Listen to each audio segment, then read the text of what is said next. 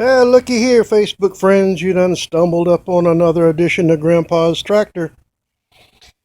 Let me bring you up to date on what I've been doing. I had some family things to do and dodging between the raindrops. Couldn't work on it much, but as you can see, it's looking pretty good. Got the steering box in. Got the wiring harness in. The front end's in. Wheels are on in the front. I still gotta weld that up. You can't weld it up because you got to set the steering to the steering wheel. So that's the last thing you'll do there. I want to do something with this relay rod here and this linkage here.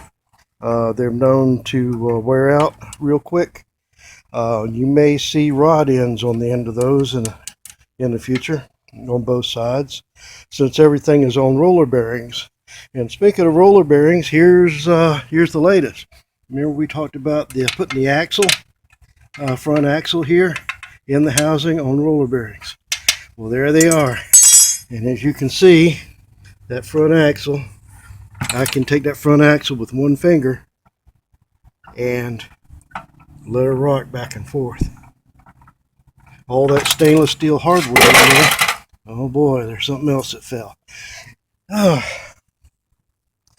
So the bearings are in the front axle, and they're also in on the wheel bearings. And as you can see, just a little push, and those are free floating on both sides. The wiring harness, I put, instead of having it bare wire laying on the pan, I got some conduit. I laid everything into the conduit. I'll trim this off after I get it installed in the console with the bezel on. Something I'd like to show you right back here in the back. That is not a stock starter solenoid for a Murray tractor or any garden tractor. This is the starter solenoid that actually came with these little tractors. It's a very light duty. You replace them a lot. What I did is I went ahead and got a Ford style, a universal starter solenoid, bolt right back in place. I took the Dremel and opened up the lugs a little bit so they'd slide on. That will stay with me for a long time. I won't have to worry about starter solenoids. And also, the reason I went to a heavier starter solenoid to keep from changing it, and I put this in a loom in a conduit, is because when you take this upper shell and put it on top,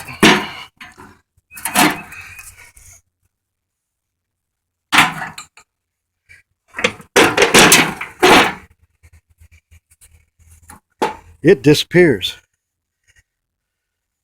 It disappears, and you have to pull the battery and go up underneath this shell to replace that starter solenoid.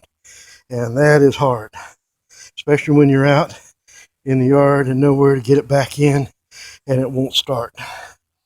If you notice another thing, it's got larger wheels on it. I did go to a wider profile tire, and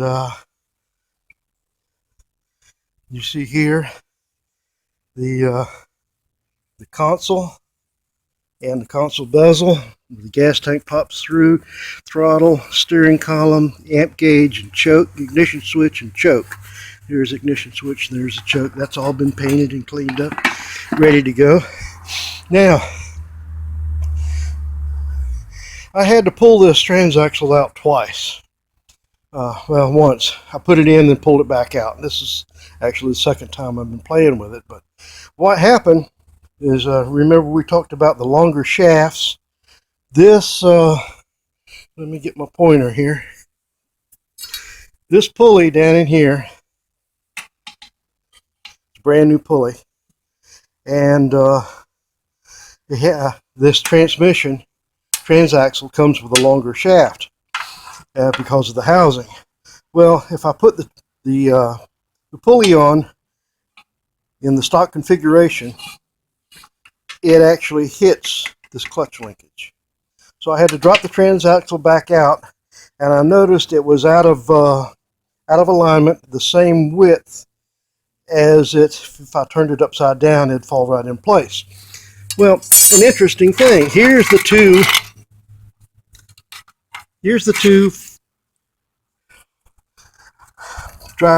driven pulleys to the rear axle. You'll notice how this one is all chewed out, rusted, and I had to cut it off. All right, and it looks pretty good on the back side. This is the one I got off another transaxle. See how rusted it is? Looks pretty clean on the top, on the bottom side. Now I started looking at it and I'm going like, well, this looks like a cup. All the mower clippings from the yard, all the dirt and the water, when you hose it off, sits up in that cup. And it actually sets in corrosion on that pulley. And also in the pulley shaft. You see where I tried to actually beat that off. I had to take, once I disassembled the transmission, I had to take this pulley and put it in a 12-ton press to press that shaft out. And it still, the shaft was, there was so much corrosion on the shaft, I couldn't use it anymore. And it had actually ate up the snap ring. So if you turn it upside down, it actually spins all that stuff off the top of the pulley and protects the new bottom. And that'll just fall out. So I think that was a pretty good move. We'll try it and see what happens. Next time you'll see this tractor, you'll probably see the top shell on it. Gas tank. I got the gas tank over here, nice and washed and pretty, ready to go. You'll probably see the top shell, the console, gas tank, and bezel in it with the steering column and putting some of the accessories on it. I don't know if you'll see it with the engine on it. I still got to work on the engine to get that drive pulley back up in it and bolted correctly. And I want to work a little bit on this shifter. Now the shifter, this tractor, if you'll notice, it's on the right hand side.